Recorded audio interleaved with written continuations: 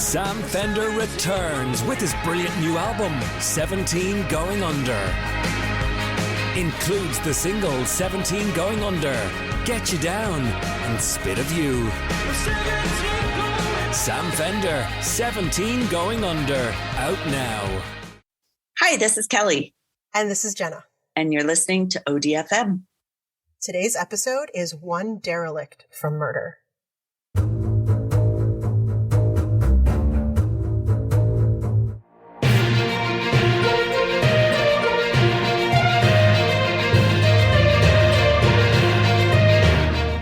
There's a lot of derelicts out there. I can't wait to hear about this one. My mom used to use that word all the time. Like, instead of saying someone was crazy or stupid or whatever, she would always be like, what a derelict. I remember as a kid being like, I don't know what that means. Like, did he lick Daryl? He's a derelict. He's a derelict. Stop licking Daryl. Oh, God. Okay. All right. Well, she may have licked Daryl. We'll find out. Oh, no. Please stay tuned. Okay. Stop licking Daryl. This story I started a while ago and had to come back to, and I'm glad I saved it for your birthday was yesterday, but I'm glad I saved it for your birthday episode because this is going to be. This is I can't make this shit up. It's a special one. It's a special one, and it isn't even based out of Florida. Oh, whoa. That's yeah. Shocking. Okay. This is the very twisted, bizarre, can't be true, but it is story of Joyce McKinney. Have you heard of Joyce McKinney? I had never heard of her before. I don't think so. No. I don't know how I stumbled upon this, but it's a good one. I'm ready. This is going to sound completely outrageous. However, the majority of my information came from Joyce herself. Oh. Because she was the subject of a 2010 documentary film called Tabloid. Ooh. Talking about her life in the tabloids.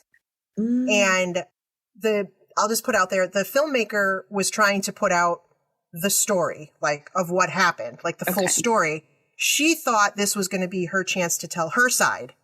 How she wanted it to be. How she wanted it told. Yeah. And, you know, we've already used one delusion for murder because that would have that would have worked too.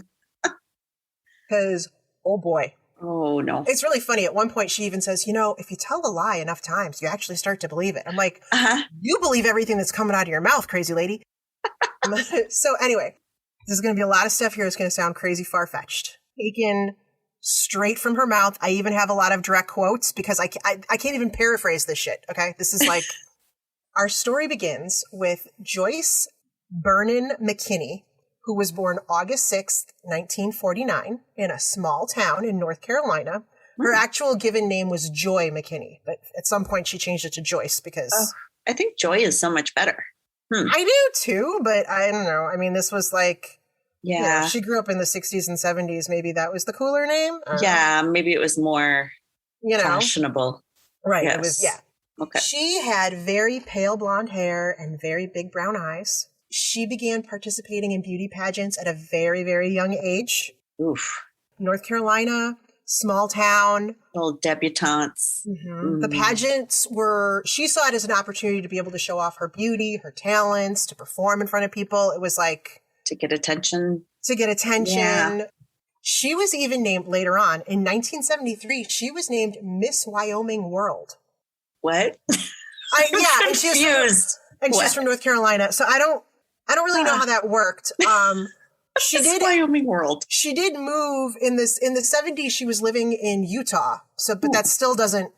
Do you just pick a state to represent? I don't know how that works. Wyoming doesn't have any good-looking people right now. Right. Can you represent us? Right, exactly.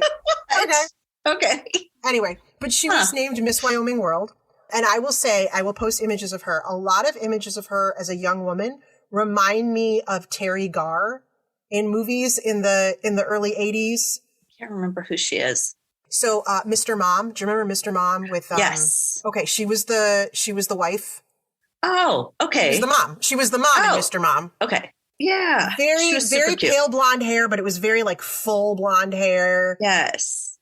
And just the way she talked, well, plus her makeup and all was done like that. But she looked like, that's what she reminded me of. Okay. Joyce dreamed of growing up and marrying her Prince Charming. Okay. Of course. Right, who doesn't?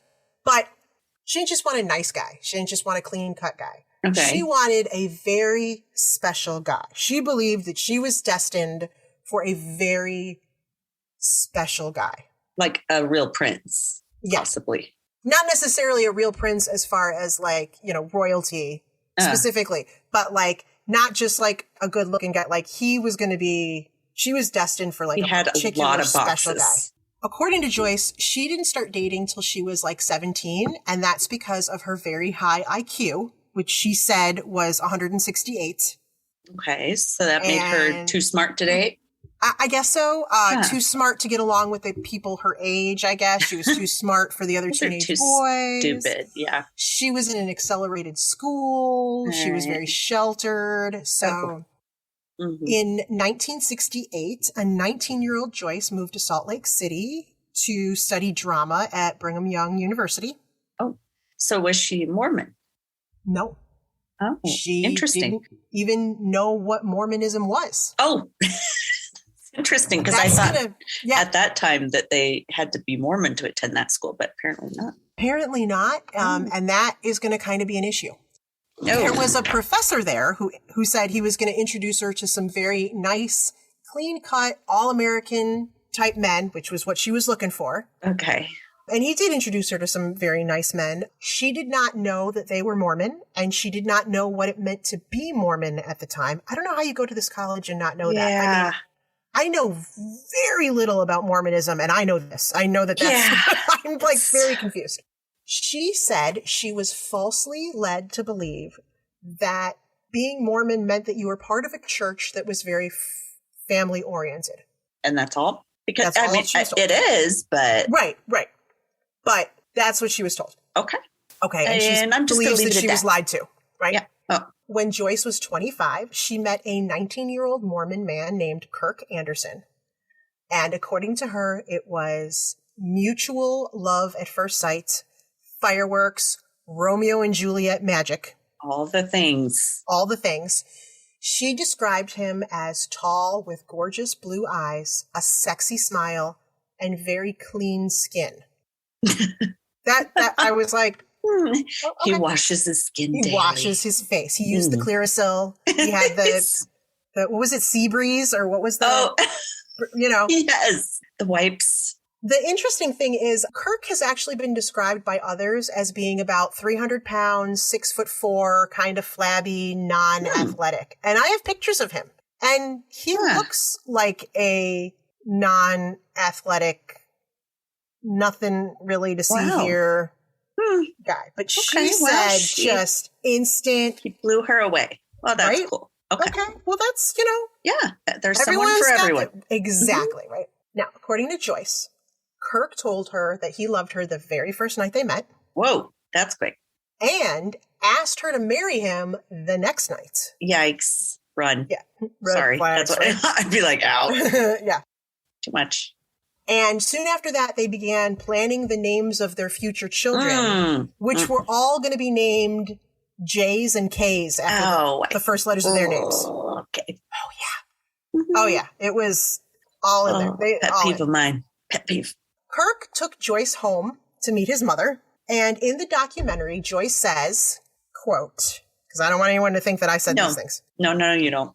This is words out of Joyce McKinney's mouth. She was a big, huge woman, about 350 pounds, in a tent dress. And she took one look at me with my little beauty queen figure. Her eyes went up and down. And she goes, she doesn't look like a Mormon to me. So there's a certain look, because I've seen some really gorgeous Mormons. So, well, I guess if there's a look for a Mormon missionary man, Kirk did fit the bill. I will tell you that. That's okay. That makes sense. But most of it was the way he was dressed, not necessarily, But anyway, yeah, his shape. Okay, right. Okay. According to Joyce's mother, she was concerned because she thought Joyce was too pretty for Kirk. That was her only concern. No. Oh. So Joyce says. She and Kirk were ready to plan a big wedding. Oh, shit. But she wanted to get married in a Christian church, and he was getting pressured to get married in a Mormon church. Yeah, temple. Okay. So they're talking about this, and they're planning, and then one day, He was gone. He vanished. Uh-oh. Did he go on a mission? He didn't break up with her. He didn't ghost her. Like, he just, well, I guess that is ghosting, when you just, like, drop off the face of the earth. Right. So, again, here's the quote. I don't mean he left me. I don't mean he abandoned me. I don't mean he left me for another woman. I mean he evaporated into thin air. He wasn't the kind of person to just run off like that. His things were still at my place, you know. It was just weird. So aliens. Aliens, yes. Yeah, that's what I would immediately go to. Aliens. No, actually, I think your hunch about the missionary, the mission is probably a little more... Missionary style. Wait, what? That comes into play later. Okay, so Joyce decided that she needed help finding Kirk. She moved from Salt Lake City to Los Angeles and worked several jobs to save up enough money to hire a private investigator. Wow. That's her story. Weird. Okay. If you dig a little deeper, the jobs that she worked to save up money were things like doing nude modeling work, and she offered bondage and S&M services. Ah, yes. Supposedly without sex. She worked with a partner. Right. The partner offered sex. Oh, she just Joyce did not. Right. Exactly. Got everyone ready. She also did girl-on-girl wrestling and lingerie. There are way too many photos on the internet of this stuff. Like, I bet there are. like a lot. Like, oh, no. Yeah. Oh, Joyce. I mean, when they say she did nude modeling, I mean, there are just thousands of pictures of her. Oh, okay, do what you got to do, you know, but... Right. It's not like she did Playboy once. No. But, you know, I mean, she's got to do what she's got to do to find her man, right? Right. And this is what it takes. You might not get him back after he sees all the things that happen, because he is... That's besides the point, Kelly. Just, okay. You know, it's all an ends to a means. Or a means to an end. Right? Yeah, something. Right? Ends to a means. Right.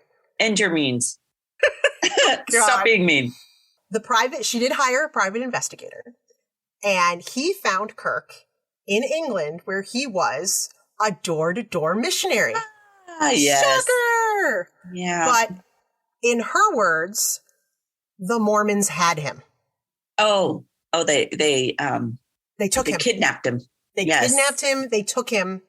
Just for our other listeners, just because you were on the ball, but background in the Mormon Church, all young men are prepped to go on a mission where they leave as a boy and return as a man. It's part of the whole becoming an adult. Yes. And so Kirk, as a 19-year-old Mormon male, it was his time to go fulfill his religious and spiritual responsibilities. He just didn't say anything. No. He just didn't tell her. By the way, nope. Apparently. I'm just out.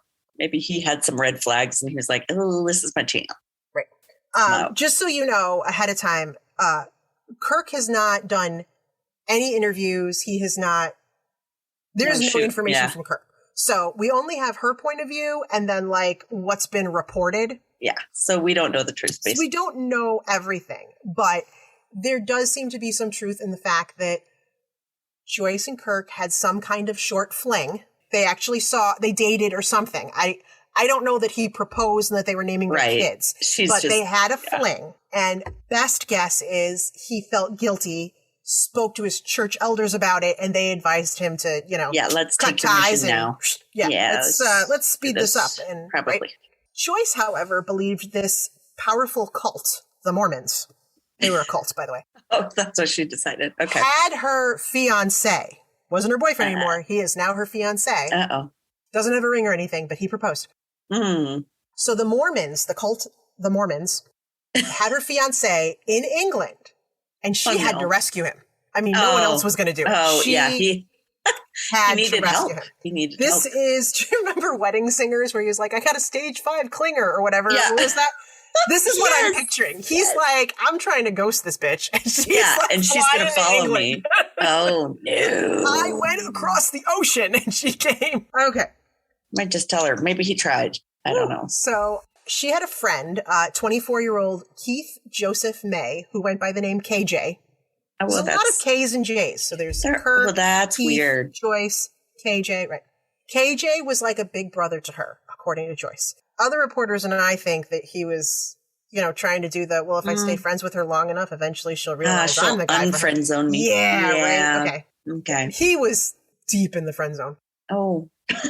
So, but, anyways, he was like a big brother and he wanted to go with her to England to keep her safe from this potentially dangerous group. She didn't know what was waiting for her. She didn't know if she was going to get attacked. She didn't know. I mean, you've heard of these Mormons, right? It's right. They're going to like the warriors and like the warriors, They're going to take her in. Yes. They're a very, very diabolical group.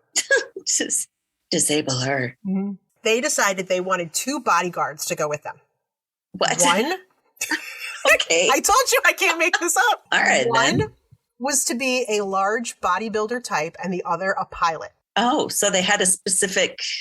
They had very specific. It's very specific. I found the ad that they placed and I'm going to read it to you because again, I can't. And obviously it wasn't, they weren't being charged by the letter or anything like that. Oh, because they got as much room as they needed. They got a whole column. Okay. All right. Free trip to Europe, ! Well, okay. That's all I need to hear. Right. Yeah. And then in parentheses, big adventurous dude wanted. I mean, don't we all? Right. But does that need to be said? Right. End parentheses. Must be white male over 6'2", at least 210 pounds. Seeking a quote Rocky or quote Mr. Atlas type. Okay, I have so many questions. Okay. I don't understand the skin color thing. Like, couldn't anyone? They were very specific. They get more specific. Okay. Prefer bodybuilder or musician? Musician? Because they tend to be very, very built. Right, exactly.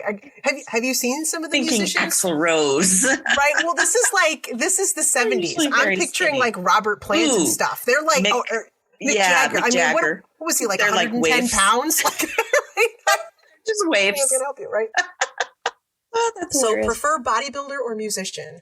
All expenses paid if you help a lovely fox fulfill a unique romantic sexual fantasy. Oh, yikes. As part of her wedding party. I don't even understand what that means. I don't. What? Right? Stand at this end of the line in your wear. I can't, right? Oh, no. Must be available August and September. Serious replies only. Yeah. I mean, I would like to hear the not so serious replies because that would be great. But we're not fucking around here. We are dead serious about our bodybuilder / musician. And we will give you a bow tie to wear with your shirt off, like a Chippendale. And bonus points if you can fly a plane. I did. I told you I can't make this story up. They also posted an ad for a pilot. This one I didn't see. Oh, but all right. This guy was interviewed in the documentary as well. A young pilot named Jackson Shaw, another J name, answered the ad and was asked to come for an interview. So he expected he was going to go to like an office or something to have this interview. Yeah, but no. Sorry, honey. They arranged for him to come to an address the following week where he arrived at an apartment. Okay. Where he was interviewed by KJ and Joyce. And Jackson Shaw clearly remembers that Joyce was wearing a completely see-through light brown blouse without a bra at the interview. Of course she was. I mean, she's got to, show the goods. So. Oh, yeah. I mean, he's telling this, and you can see he kind of has like a slight smile. He's like, oh, yeah, I remember. Oh, yeah. And they're like, oh, you remember? He's like, well, I remember what color it was and everything. Like, he remembered. He's like, I didn't see her face, but I definitely saw her chest. She wasn't hurting for guys. She really didn't need bodyguards to go to. Yeah, England. No, I mean, there were guys everywhere, but okay. Okay. Also, it's really easy to get guys when you wear a see-through shirt. So True. And detention. Yeah. She tells Jackson how she has already hired 2 bodybuilders from Gold's Gym. Of course. To accompany them to England to rescue her fiance from a cult group. Mm-hmm. He was like, all right, I'm on board. Sounds great. When do we start? September of 1977. Joyce, now 27. She met him when she was what? Was it 24? Wow. Yeah. She's just been She 24 or 25 when she met him. I gotta go back. Hold on. Where was it? She was 25. Okay. Wow. So it took her a couple years. Yeah. She's been pining for a while. Don't waste away your 20s. Come on, use them. She had a lot of time to come to her senses, and she did not. No. It became bigger fantasy in her mind. It's like blown up more and more. Oh, yeah. Okay. So Joyce flew from LA to London with Keith Jackson and then Gil Parker, who was hired as a bodyguard. Okay. Gil Parker is not in our story for very long because after only 2 days with them in London, Gil was weirded out by the situation as he was learning more and more about what the plan was and why they were there. And he said, screw this, I'm out, and flew back to the States. So you guys are too much for me. I'm out of here. So all right, good for Gil. Yeah, right. Gil, I don't even know how you made that Gil. far. Dodged several bullets. Yeah. The private investigator had given Joyce a couple potential places to find Kirk. Oh. The plan was that on the street, on a bike, with a Bible. Right. In dark clothing.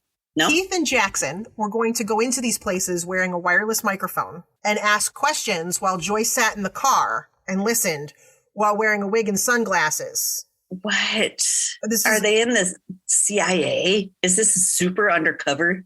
I don't know if she was watching too much Get Smart. I don't know what was going on. I love that show. She was. Take out your shoe phone. Yes. She was. One of the days they were out looking, they were sitting in front of a building when two men walked out wearing white shirts and ties. They must be Mormon. Well, Joyce says, that's Kirk. That one right there is Kirk. Jackson is confused because this guy didn't seem like someone being held against his will. He looks happy to be there. Perfectly content, just walking with another guy, Yeah, doing my crap, right? Doing my stuff. And so then Joyce showed him a phony gun and a bottle of chloroform, and he was like, oh wow. Yeah, I don't think I want to be part of this anymore. And he also went back to the States. He was like, you know what? Bye. This was all crazy fun for a while. Oh, no. This here is starting to look illegal. Yeah. I don't think I want to get in trouble. Also left. Yeah, no foreign jails. Thanks. According to Jackson, the plan that they came up with was that Keith was going to call Kirk and say that he was somebody who wanted to convert. He wanted to talk to someone about converting to Mormonism. And so they made an arrangement to meet. All right. Perfect. Keith and Joyce drove a rental car up to Ewell, I think it's Ewell, Ewell, Ewell's Church of the Latter-day Saints, and Joyce waited in the car as Keith approached Kirk on the front steps with the fake gun, and then led him to the car where Kirk was chloroformed and hidden under a blanket. Oh my God. Now he's definitely taken against his will, but okay. So he was kidnapped in England. It's just that he was kidnapped when he was there. Not willingly. Right. And now he's not willingly. So now he's unconscious and in the backseat under a blanket. The three of them now drive 250 miles to a cottage at the Devonshire Villages. It looks like a brick cottage, little far away. Something you imagine in England. Yes. Okay, perfect. That sounds nice. Joyce, she was prepared. She had packed well for this trip. She brought all of Kirk's favorite foods. Oh, my God. Silk sheets that she said matched the color of his eyes. Oh, wow. That's sexy. Cinnamon massage oil and mink-lined handcuffs. Oh, wow. And, she was still a virgin. Oh, right. Right. I'm sure. She spent a lot of time studying the Joy of Sex manual in preparation. She referred to it as a manual. Manual, yes. The manual. Instruction manuals. Right. Mm-hmm. Because, she didn't want to. No, we don't want to dirty that. No. Right. Joyce believed that Kirk had been brainwashed. And the only way to pull him out of Mormonism was for her to sacrifice her virginity and make love with him in order to save him from a cult. That'll bust him right out of that trance that he's been in. Meanwhile, friend zone Keith is just hanging out in the next room, I guess, listening. Sorry, buddy. So she was also convinced that the Mormons had brainwashed the sex drive out of him. because he wasn't able to. You don't want me? Right. What's wrong with you? Because it's under duress, maybe? Right. She had read in a book, I think it was actually a Christian book about marriage, that sometimes religious guilt will suppress your desires. Of course. And that sometimes if you're restrained. Oh, that helps, huh? It helps because you can just relax and enjoy sex because it is, it's freeing to be. It's freeing because you're like, oh, well, I can't do anything about it. So I have no power now. I'll just give up. I guess that's the psychology behind it. So she thought if he was restrained, he wouldn't have to feel guilty. It's fine, honey. We'll just tie you up. You'll be great. It'll be fine. And according to her, it worked. Oh, no. Kirk was kept in the cottage for 3 days. Oh, Kirky. Joyce refers to it as kind of like a honeymoon. Oh, God. At one point, while handcuffed, he suggested that they should just go to London and get married because they were essentially already married anyway. They'd already consummated it. They're already married in their own minds anyway. They might as well just make it legal, right? He's like, just get me out of here. Yep. So all 3 of them got dressed. Keith's like, I've just been still in the next room in my underwear, hoping something will happen, but just sitting there eating all of Kirk's favorite foods, just going, if you guys need a hand, let me know. Right? Let me know. I'm a little lonely out here. So they all got dressed and they drove to London. And there, it was kind of weird because there were newspapers with headlines saying Mormon man kidnapped. Someone's gone missing. That was a little unsettling. But anyway, they were like, that's weird. Kirk, you better tell him. You were wanting me. They found a payphone and again, this is all Joyce telling this story. So I don't know that all of this is true, but this is, I'm guessing not a lot of it, but okay. Found a payphone. Okay. And they called up her parents and her father gave his blessing over the phone. Thanks, Dad. We've literally done everything but the actual getting married part. So if you want to just give us your blessing, that'd be cool. Then they called Kirk's mother, who was furious. But of course. It was to be expected. So whatever. Didn't stop them. All right. So they were going to go then and get married. I don't know if they were going to go to like a city hall. Is that what you do in London? Do they have like a city hall? I'm sure there's something like that, right? Yeah. So they were going to go get married, but then they decided, well, it looks like the police and the FBI or whoever the FBI is. She said FBI, but they don't have the FBI in England. It's something else. Whatever. It's the equivalent. It's James Bond. MI6. What is that? Anyway, coming for you, James. Right. Mission Impossible is on its way. Yes. They were like, maybe what we should do is Kirk is going to go back to the church and explain to the elders that he's okay. Smart. Good idea. And then Joyce and Keith are going to go back to the cottage and pack. Perfect. Right? Do it. So he's going to go tell him, he's like, you know what? I went on my own free will. I'm okay. It's cool. Yeah, I wanted this. So that was the plan. Apparently they said goodbye on a train. I don't understand why there was a train. That part wasn't made clear. But she talked about this beautiful moment where like he got on the train and there was the steam and it was so romantic, right? Yeah, because that sounds like a movie. So why not add that in? Exactly. On September 19th, 1977, while driving, so they had gone back to the cottage and packed up their stuff, right? So now Joyce and Keith are driving back to London, right? Where I guess they're going to meet up or something. I don't know. Police stopped them on the road and arrested them. How dare you? Right. For false imprisonment and possessing an imitation firearm. Wow. They have an imitation firearm law? That's amazing. I don't know.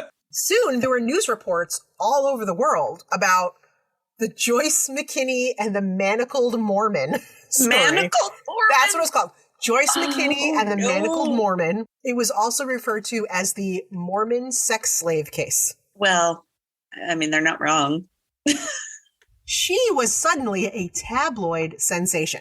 How dare! I was just trying to save this man and his penis. This is the love of my life. This is my fiancé. We're practically married. He didn't want it, but I'm making him. Publications everywhere were telling the story of the young missionary man who was kidnapped at gunpoint, fake gun, but still, in front of his church, driven to a house where he was blindfolded They were very manacled. They were very specific about this. Tied spread eagle to a bed. Oh. They used that word a lot. Yeah.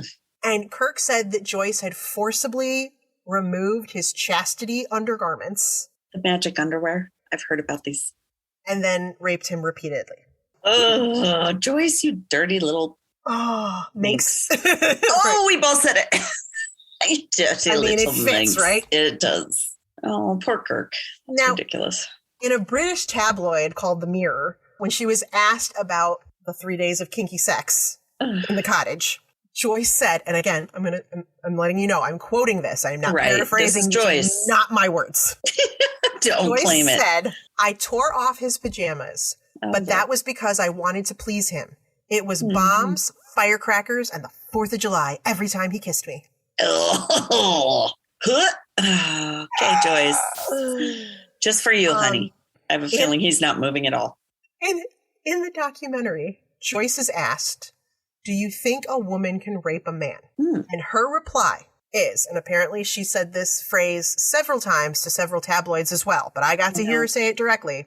No, I think that's like putting a marshmallow in a parking meter. Is this something she's tried? Oh, no. Do you smell a sticker? I smell a sticker. Sticker marshmallow in a parking meter. Mm-hmm. Yeah, I'm sure really she tried. In the documentary, she tells a story. I was going to say this is bizarre, but really, I mean, what hasn't been bizarre yet? But she tells, there's a lot of little side stories here and there, and here's one of them. Uh-oh. I guess when she was in jail, she went to the prison library and found a Bible. And in the back of the Bible were 2 blank pieces of paper, which she believed was some kind of divine intervention. Oh, of course it was. My God, look, there's 2 blank pieces of paper. So she used them to write a letter to her parents and write a letter to the press. 2 most important people on earth things on her. Okay. I don't really know why, but she said, so she took those letters and she rolled them up and she put one in her vagina and one in her rectum. Oh, nobody wants those letters. Put those away. Nope. Also, paper cuts. So many paper cuts. Oh, no. Oh. And then while she was being transported in the prison van, she removed them. Wow. She was in the van and kind of shoved them out the window. Ew. Stinky. And then there was a man on the street and she kind of like gestured, pick him up. Don't. And so he did. Oh, gross. And then she's like, nail them. And he understood what she was kind of like. No, hand sanitizer. No, burning them. Thanks. I honestly don't know if that story could possibly be legit at all. No way. But she had to get her story out there. She had to get her story out there because Kirk went with her willingly. Sounds like it. With chloroform. Oh, yeah, right. well, they had to make it look like he went unwillingly. Yes. Right? It was fake chloroform, just like the fake gun. Holy water. A few months later, on December 7th, 1977, at her bail hearing, the courtroom was packed because she's all over the tabloids. So everyone's like wanted to see, what the hell is she going to say now, right? Joyce apparently spoke in her own behalf for 55 minutes. Oh, shut up. Saying it was a phony kidnapping so that he could escape his Mormon cult and that they had 3 days of fun, food, and sex. It doesn't sound that fun for Kirk. I'm just saying. Kirk was like, Kirky. Some other memorable quotes from her testimony include, again, I just want to say, this is not your words. Any of this shit. Quote, I loved him so much. I would have skied down Mount Everest nude with a carnation up my nose for the love of that man. What? Who does what? Okay, girl. You do it. Supposedly you probably should have done that. Right. Maybe she should do that instead of kidnapping poor Kirk freak. She also at one point said, I don't have to beg for boys' services. I am 38, 24, 36, so I don't beg. I was Miss Wyoming. Wyoming world at that. Right. So. But you weren't from Wyoming. Right. I'm so freaking confused by this woman. All right. And there was, she is very blunt and straightforward in this documentary. She believes everything that's coming out of her mouth. Of course she does. quote, "When I made love with this sexy tiger I adored, I gave him the whole works." Rawr. What's the whole works? That sounds like a car wash option. Exactly. Do you want the buffing dry too? Or do you want the works? The express? No, I want the works. I want to be seal coated too. And then she also said, "He put me in prison to save himself from excommunication and family disgrace." That's the reason. That is it, girl. You found it. He just couldn't escape. He gave in. Unfortunately, there was a little bit of an issue because there was no specific law about male rape or sexual assault. Whoa. So, well, yeah. What's it? The 70s? I mean, there was like a general one, but not specific. And this is also weird. After 3 months in jail while waiting for her trial, Joyce was released on bail on the grounds of her failing mental health, which I feel like would be reason let's not just let her go. Maybe we should put her into another facility. No, they were like, you know what? We're going to let you post bail. Get on the streets, girl. Do your thing. And she did. Oh, no. From the moment she left, she was followed everywhere by paparazzi. Oh, she did fantastic. Several interviews where she talked about how she was writing a book about her life called A Very Special Love Story. Oh, God. I guess that's the thing. Nobody knew her side, Kelly. Oh, no. We all know your side. I was destined for a special love story. And this is my sexy tiger. Oh, sexy tiger. Oh, God. She became a mini celebrity. Oh, no. That'll just egg her on. Oh. She went to the after party movie for Saturday Night Fever, the one that happened in London. She met John Travolta. She met the Bee Gees. She met Keith Moon. There's a picture of her kissing disgusting. Keith Moon. I mean, there's pictures. I mean, she didn't make up. There are pictures of her at the party with these people. Oh, yeah. That is crap. Yeah, she's the Kim Kardashian of 1977. She's being rewarded for being a dickhead. Right. Ugh. So, she's got all these famous people now and all this. Their trial, Keith and Joyce's trial, was set for May 2nd, 1978. But on April 12th, Joyce McKinney and Keith May fled the UK. I'm tired of this place. Exactly. Where should we go? The best part is her explaining how they got out of the UK. And there's a newspaper clipping, so it's not crap. Joyce told about how she looked up birth certificates for 2 deceased people and used those to get travel visas. And then they disguised themselves with wigs and mustaches and the whole nine, right? Changed their hair colors. And they hid amongst a group of deaf actors heading to Canada. Deaf actors. I can't. And she said she even wrote little notes and pinned it to their shirts that said, "I'm deaf but can lip read." Oh my God. What if you can't? Right. And so when they were asking her things and stuff, she just kept, "I don't know what you're saying." And then she's, oh my God, in the documentary at one point, she said she heard one of the stewardesses say something like, "Let's just get all these assholes on the plane," or something. And someone's like, "Shh, you can't, they're right here." She's like, "They're all fucking deaf." So they just pretended to be deaf and they just boarded a plane. They were mime actors. I can't. Opening the window. Kelly, oh my God. That's amazing. Believe it or not, this is a true story. We do get to it. It is a true crime, and it does get to murder. It takes a while. It's just slow going. Okay. Are you ready? I think so. Joyce is, I don't know. She's a lot. She's interesting. She's extra. Okay. So in June of 1978, a London court sentenced Joy McKinney and Keith May in absentia. So they weren't there. Okay. They're absent. Because they had fled. So they were MIA. So they sentenced them to a year in prison for skipping bail. Okay, good. A year later, they were arrested. Miming. Oh no, she was disguised as a nun. Oh no. We're going to go with all the religions. All right. Okay. All right. She's a nun. So the FBI found them and they were arrested on charges of making false statements in order to obtain passports because this was in the U.S. and they both received suspended sentences. What? I don't know. They were like, we got bigger fish to fry. I don't know. You stupid bitch.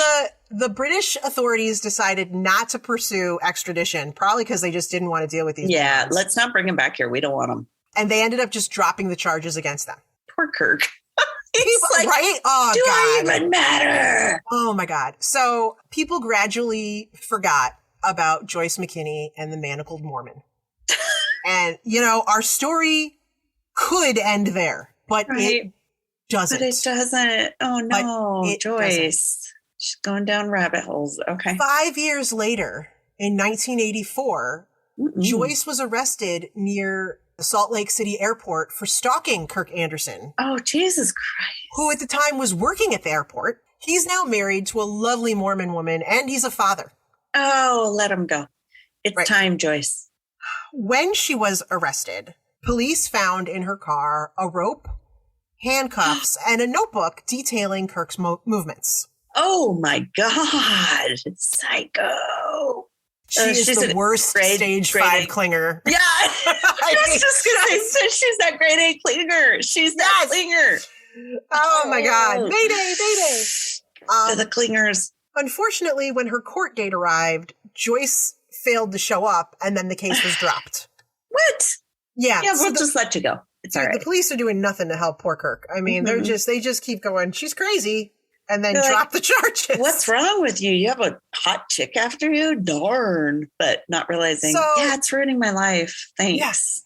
Yeah. So, again, she kind of just faded into the distance again. Kirk went on with his life. Let's hope. Poor Kirk. But in the late 90s... No, she's still around. Stop it. Joyce was living on a remote farm in North Carolina. I believe she was living with her parents. It was kind of hard to figure out. Okay. She said she was still bothered by paparazzi here and there. People would still come on to her Remember property. That crazy lady gawk at her. Mormon? Yes. So she decided to get a guard dog. Oh. So apparently she got a Chihuahua. 150-pound pit bull mastiff bulldog mix. Oh, Lord. That she aptly named Tough Guy. Isn't that a weird name? Not Fluffy. Not Fluffy. Not Mr. Atlas. Not Rocky. Tough Guy. Tough Guy. And then sometime right around that time, she also took in a stray A poop? She found a stray pit bull puppy. Oh. That she named Booger. Booger? What is such a booger? Booger. Oh, so my God. She's got Tough Guy and she's got Booger. To truly hallelujah. Well, poor Joyce has had a very rough life.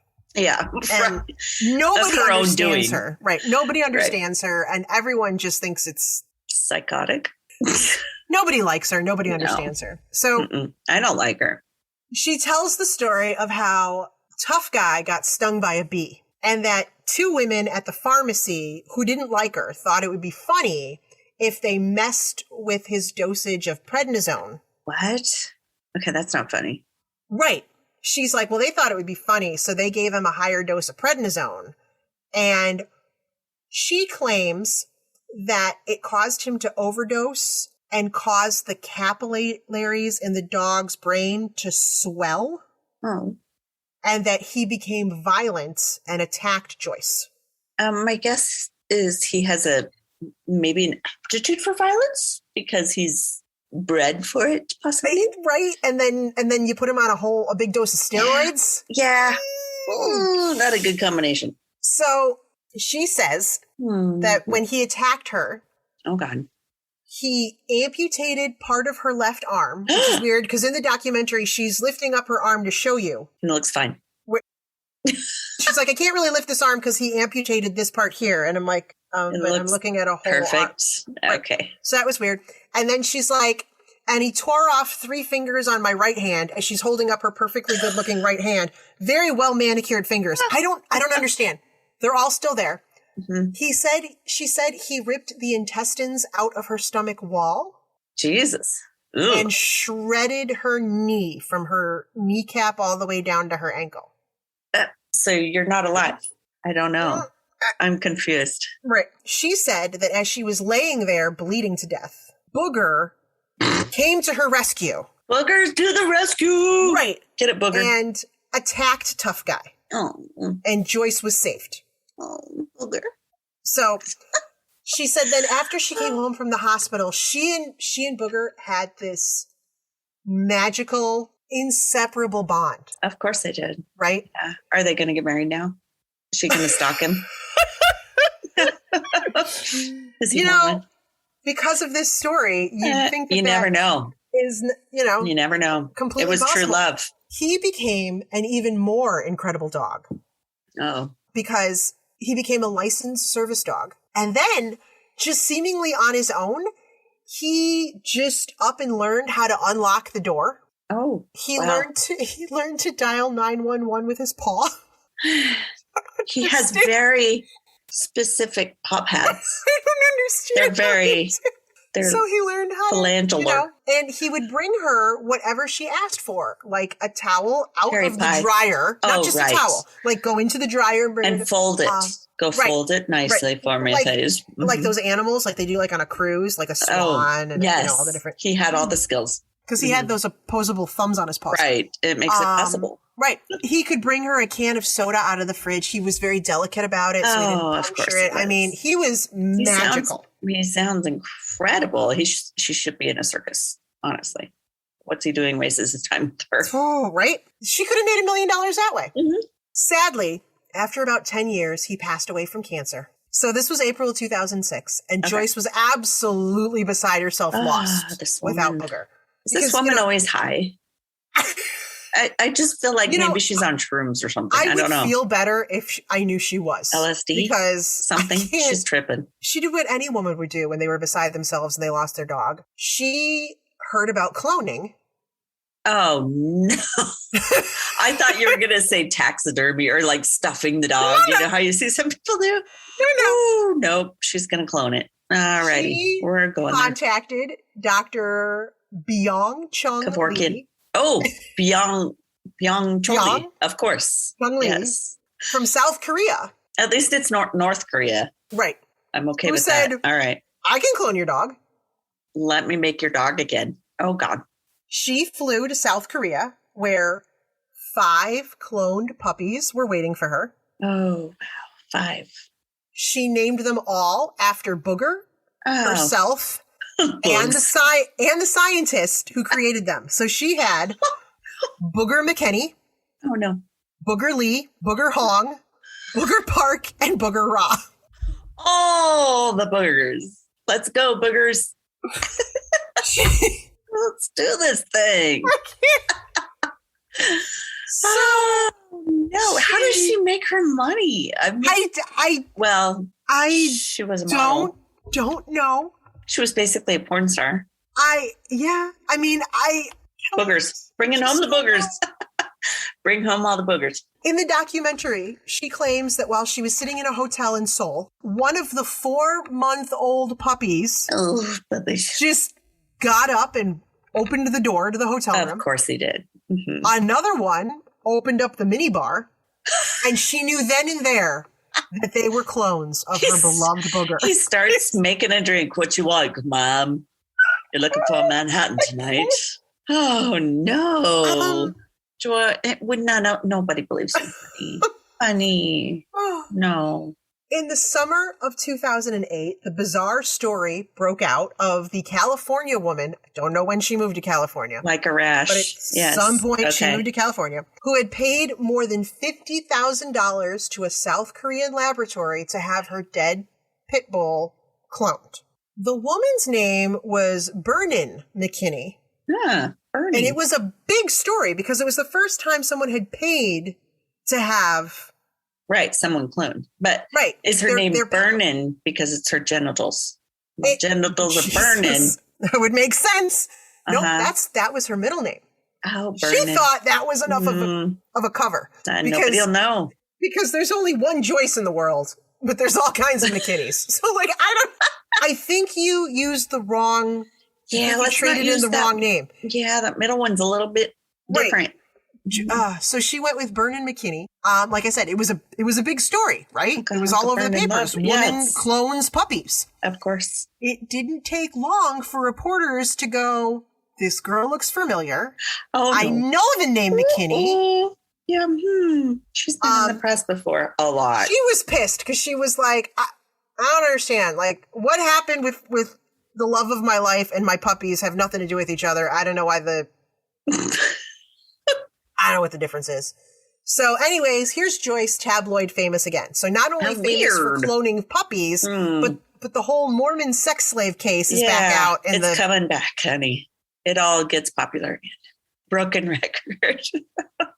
In 2010, the documentary called Tabloid came out. This is the one that I watched. It's on Amazon Prime if you want to watch it, because on it, I will be watching this. She had willingly participated, thinking this was how she was going to get her story across, the real story, right? No. So she willingly participated in this. When she saw the final film, she was pissed. You made me look awful. She sued the filmmakers for defamation, invasion of privacy, and fraud. But the filmmakers had a release that she had signed. Oh, whoops. Whoops. Read what you signed. In 2013, the suit was tossed out. So, sorry. Still not the end of our story. Oh, no. I'm so unimpressed by this lady. So this is information I had to come across because that was the documentary. I mean, I'd already read some articles on her, but... Like, this lady, there's always more. This is 1D for murder. This is one derelict for murder. So our story is not over. She's done more. In the summer of 2019. Keeps going. Right? All right. 69-year-old Joyce McKinney was back in the news in California, accused of running over and killing Gennady Bolotsky, a 91-year-old Holocaust survivor who was out walking his dog. No, bitch, you didn't. Those survivors are like freaking gold. Right? Are you kidding? Lived to be 91. No. Survived the worst. Right. Oh. Surveillance video taken at 5:35 a.m. on June 17th, 2019 showed Gennady Bolotsky, I hope I'm saying it right, and his small white dog in the middle of a crosswalk in a neighborhood in North Hollywood when a white pickup truck drives right into them. This bitch. Both were struck, and the pickup paused for a moment and then took off. She couldn't even stop to just paused and then took off. Gennady was killed. The dog survived. Oh, that's good, I guess, but without the daddy. I know. Oh. So Gennady's family went on the news to plead for help finding the driver, and stills from the surveillance video were shown. A few days later, police received a tip that a truck matching the description was parked near Hollywood Burbank Airport. Oh, taking off again. Gennady. What a cool name, by the way. Right. I like it. Detective Holly Fredo? I don't know. Alfredo? Alfredo, right. They went to go check out the truck, right? So they're driving up to the parking lot. And as they're pulling in, Joyce gets out of the driver's side door, drops her pants, and pees. You know what? I've lived this long. I'm going to do as I please, where I please. I don't think she was expecting company. What you guys doing here? I was just peeing. What are you doing? So detectives walk over and start to question her. Joyce admits that she's the only driver of the vehicle. Oh, no. But she does deny any knowledge of a crash or that she's ever been in that area. She was taken into custody because she had 2 outstanding warrants. One was for battery for an apparent altercation when trying to use a shower at a local LA Fitness. No. She's snapping towels. It's believed that she was homeless and living out of her truck with her dogs in crates in the back of the pickup. Oh, what a life for them she's made. Right? There were 3 cloned dogs in the back that were taken to the Burbank shelter. Okay. Unfortunately, 2 had to be euthanized because they had serious health and behavioral problems. Yeah, super aggressive. The other one was put up for adoption.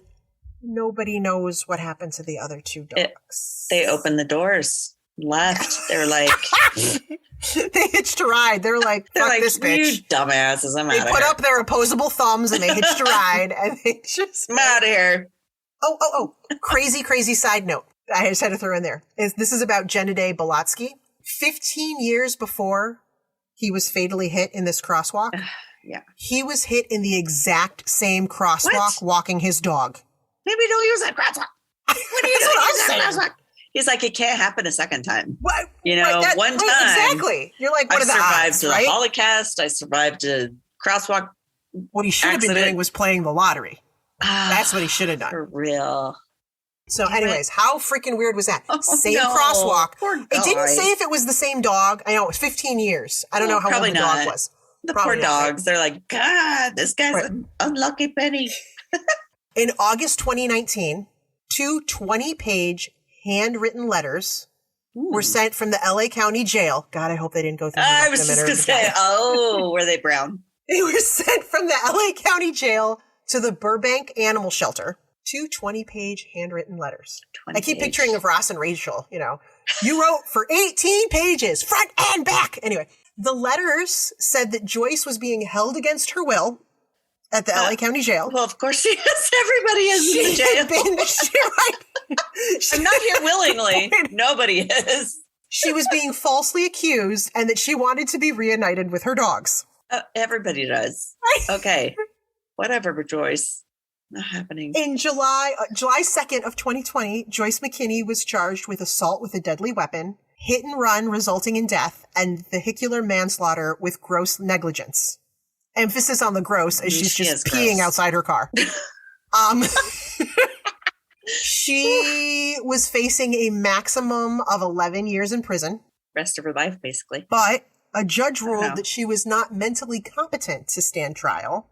I don't think she's been mentally competent for years. Me neither. Ever. And she currently resides in the Metropolitan State Hospital, where every couple of months or so, they see if she's mentally competent, and they keep going, not yet. Yep. No, not going to happen.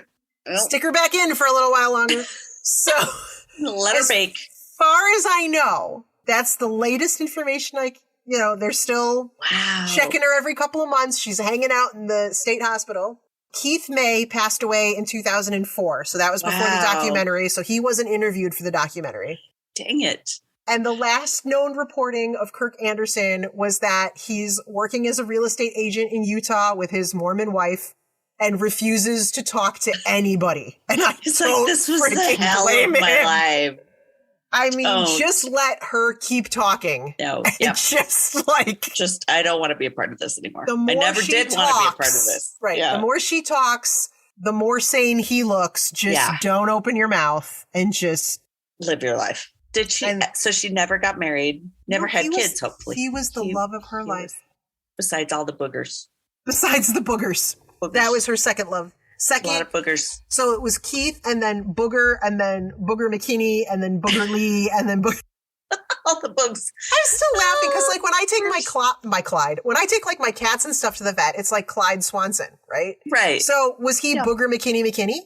Oh, probably. Yeah. Booger Hong McKinney, and it's just very confusing. It's just very. Oh, girl. I don't know. So that is the story. So much potential of the manacled Mormon, the Mormon sex slave, Joyce McKinney, and I found this ridiculous story, and I was like, "Oh my God, this is awesome! This is crazy!" But unfortunately, it's not a murder story.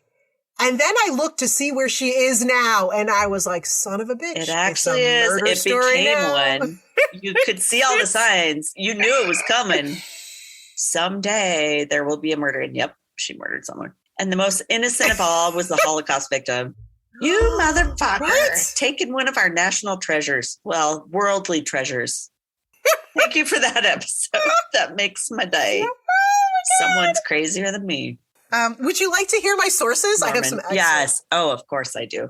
Of course, the 2010 documentary Tabloid on Amazon Prime, directed by Errol Morris, who apparently is a well-known documentary filmmaker. I don't know what he was thinking with this one, but I am kind of grateful that he did. Yes. I mean, he's like, oh, somebody's got to see this shit. So yeah, she's a hot one. Mm-hmm. Oh God, there was something in there. I don't think it was in the documentary. I think it's one of the articles I read where she was talking about how she wants her life story. At one point, she was going to work on her life story and her book, and everything was in the back of her pickup truck, but someone broke in and took it all. Darn. Everybody wants my life story. Right? Everyone wants her life story, right? Yes. And it was, oh my God, there was so many things. Like, she talked about how she already had decided that when her book was going to become a movie, that I can't remember, someone else, they asked if someone was going to play her, and she's like, oh, I'm more the Katie Heigl type. Or something. Like, right. I was like, yeah, not really. No. I have a feeling she would have turned that down. I can't remember who the other one she said was going to play her, but one of them was Katherine Heigl. And she said Katie Heigl, like they're besties. Because I was like, who's Katie Heigl? Oh, Katherine Heigl. Oh, okay, Catherine. right. Yeah, no, she doesn't want to be you. And then there's the Los Angeles Daily News, the Daily Record.co.uk. That was one of the tabloids that was covering all of her stuff. Then there's the Mirror.co.uk. And part of the reason it was called tabloid wasn't just because she was a tabloid sensation, but because these two different UK tabloids were battling over putting out information, getting to it faster. Woo! Yes. So yeah, there was a whole thing there too, and I was like, I can't even go down that road. I can't. That's too much. And then there was Wikipedia. Only you can't when you look up Joyce McKinney, you don't get Joyce McKinney on Wikipedia. You get the Manacled Mormon case. You get the most sensational. She doesn't even have her own Wikipedia page. Wow. It is all about the Manacled Mormon case. Oh, yeah. I have so many awesome photos, and they're not even the nude photos because I don't want to put those. All these nude photos. Yeah, we'll get there's shut all down. There's plenty of other ones. Just the ad. Yes. Yes, please. Free trip to Europe. That's my story. That's a great story. Thank you, everybody, for sticking with me on that one. Thank you, everybody, for listening. Don't forget, on the 24th, we're going to attempt for the first time ever a live episode. So if anyone signs up. Right. If anyone wants to, we'll just record it anyway, but it won't be live. It'll just be recorded. Bye. Hey, Oddies. Thanks for listening to another episode of ODFM. If you're a longtime listener, hey, we cannot thank you enough for your continued support. And if you're a new listener, thanks for giving us a try. If you like us, please drop us a like, subscribe, or rate us so we can share our stories with more people around the world. And if you'd like more information, like links to our podcast and socials, along with our Patreon fan page, those links are all on Linktree under ODFM Podcast. That's linktr.ee/ODFM Podcast. Side note, you guys, we're obsessed with fan art, and we love making things with it, like stickers for our fans. So if you'd like us to use your designs, send it to us at odfmpodcast@gmail.com. And if we use your design, we'll be sure to send you a sticker. Thanks for listening to another episode of ODFM, hosted by Kelly DeVries and Jenna Swanson. Production and editing by Kelly DeVries. Theme music by Eric Swanson.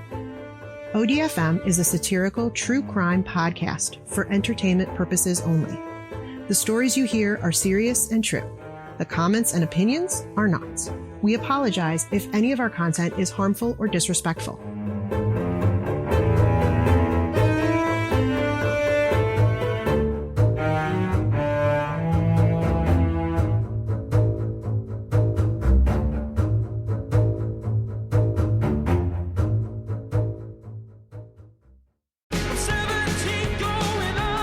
Sam Fender returns with his brilliant new album, 17 Going Under.